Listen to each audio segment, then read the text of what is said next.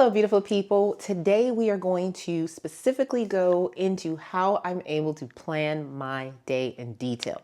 I'm going to walk you through my planning process, how I'm able to get everything done from working out to cooking dinner to reading to juggling a career and going through a lot of meetings and tasks at work and having time for myself, my family, and all of my responsibilities. And I really do get things done like every day. I know it's like you don't do everything every day. I really do, honestly. And I'm going to walk you through. We're going to go into my planner, into the planning process. If you need a little bit broader overview, I suggest you check out part 1 of this series, which is how I plan my week. But this one is definitely the one I think that will be most helpful for everybody, which is how I plan my day effectively. So let's go ahead and open up my planner and start there. I know you guys are going to ask, so I use the Full Focus Planner, and this is actually the Wellness Edition. I will leave a link below in the description. So I always start with what 3 things, if I can just get these 3 things done this week, I would have hit my to-dos. So it's working out, I need to update a whiteboard at work, and then I need to finish editing this video and plan another one. That's my big 3. Once I identify my big 3, then I list out all of the things I have to do this week. And I do one side professional and one side personal. So you can see these are all the things I've got to do this week. They don't have to get done. The big 3 have to get done. But these are things I'd like to get done. But they are not driving my whole decision making for the week. Once I identify what my to-dos are for the week, I actually decide what day I'm going to do them. And I'm actually speeding up this particular process so you can see. But you can see me putting the day. So Tuesday, Monday, Wednesday, Thursday, Wednesday, so that I know, okay, ideally, this is the day that I would like to get these things done. Because so often, y'all, we make to-do lists and then we never schedule the time to do them. Once I do that, then I get into my day. And I have a daily big 3, just like a weekly big 3. And surprise, my daily big 3, I go back and look at what my weekly big 3 are. So in that one, it was working out. So here you can see rest, stretching, draft of the whiteboard, and spend 30 minutes editing. Those tie directly back to the big 3 that I identified for the week. So daily goals are always tied to my weekly goals. Here is where I am going to put any to-dos that I identify that need to get done on Monday. So I go back through the list and I look, okay, what to-dos did I say I was doing on Monday?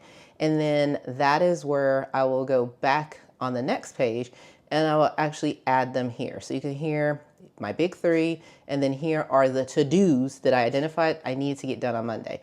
I am only concerned at the top 3 up here. The ones at the bottom matter, but I am more focused on the ones up here. That's what's going to drive you getting your goals accomplished.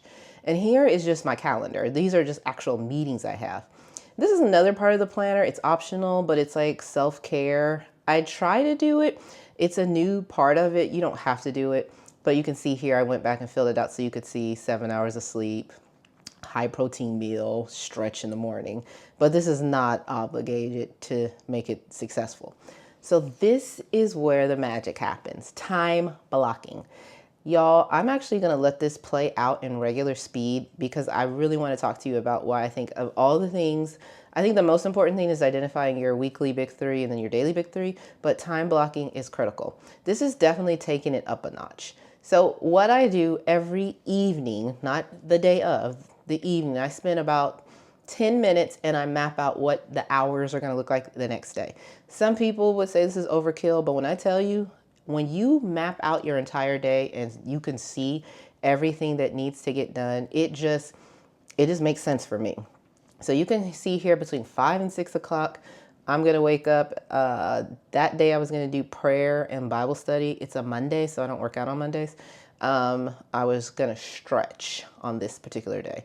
Then from 6:30 to 7:10, I'm actually going to get dressed. Now, I usually block this in hours, except the first part of the day. I get a little bit more specific. And I had a friend that joked and said, you probably write like 6:12, put on lipstick, 6:15, comb hair. I don't get that crazy, but I want to see how my time is allocated. And I'm gonna be honest with you, the top part of my day usually looks the same every day because I have the same routine. But you can see here from 8 to 9, I had to go and I had a visit of a campus.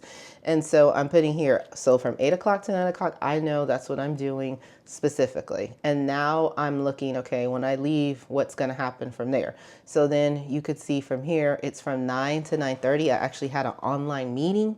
So I know that even though I'm going to be at this campus visiting, I'm going to have to go someplace and sit down and do this meeting online.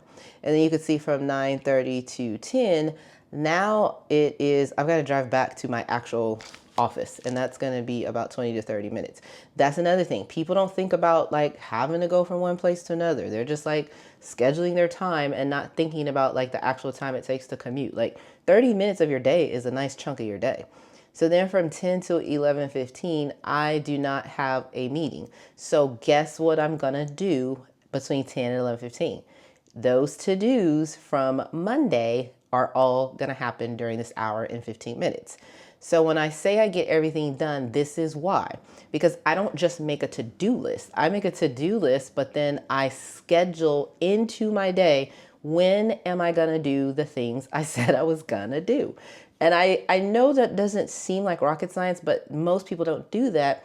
And I think that's what makes the difference between being able to get all of your things done and not getting your things done. I think we're really, really good at making lists, but we're not always good at scheduling out the to-dos. So you can see here, I've gone in and I've added, I had another meeting from 11:15 to 12:15, and then from 12:15 to 2, I don't have a meeting. So I'm going to eat my lunch at some point, but then one of my big to-dos for the day is to work on this whiteboard that I need to outline. So I'm not going to sit there and eat lunch for an hour and 45 minutes. So I'm going to eat, and then during that time, I'm going to work on the outline. And then I have another meeting, as you guys could see, from 2 to 3 o'clock. And then I have another meeting from 3 to 4 o'clock. And that is where you insert your to-dos. And I think when we talk about time blocking forces you to address the free time that's not a meeting, the free time that is driving, the free time that is planning. You have so much more time in your day than I think you realize, and time blocking just kind of puts it all together. And so that's what you kind of can see here that I'm doing. And so once I'm done with that time blocking, I've already mapped out what my week or my day looks like. And so here I just go back and I put this post-it note. You don't have to do this. This is what I do. It works for me and it's successful. And I think I would say that if there was one takeaway, that time blocking doesn't necessarily have to be even done in the detail that I did it. But what I will say about time blocking is either use your calendar where you have your time allocated. I like the post-it note because I like in my planner to actually put the times that my meetings are in. And I don't want to like have all that extra ink and writing in my planner. So I just put it on a little post-it note.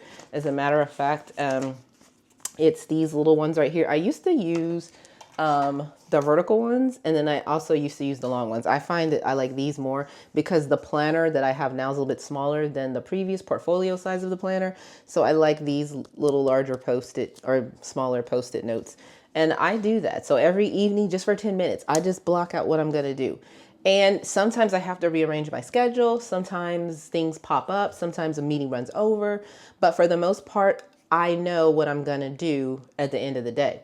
Now, in the event I do not get something done, what I do is I go in and I circle whatever it was I didn't get done, and that just gets flipped over to the next day. But if you notice in this particular day, and like I do all days, my big three that I identified at the start of the day, which were stretch and meditate, which was plan out the draft of the whiteboard, and to also spend 30 minutes editing this particular video, were all scheduled into my day. So I didn't just wake up and say, I want to do this today. I was like, what time are you going to do it? Because that's where time blocking really can just tie up all the loose ends with your schedule. So I hope that was helpful. I hope that that wasn't too over the top for you all. For those of you who love to plan and maybe you are looking for something a little bit more structured, this should be a little bit more up your alley. Or if you are looking for like, God, you know, I have way more time in the day than I actually realize, and I just feel like I can never get everything done, this may be why. I think you have more time a lot of times than you think. you just don't have the time allocated to do. And when you have free time, like an hour here and an hour there, it just feels like you don't have time because you're not using the time the most productive as possible. And so this is what this is about. So I will see you guys in the next time. Leave your comments down below. I would love to know what planning secrets you have and share those with everyone else. And I will see you next time.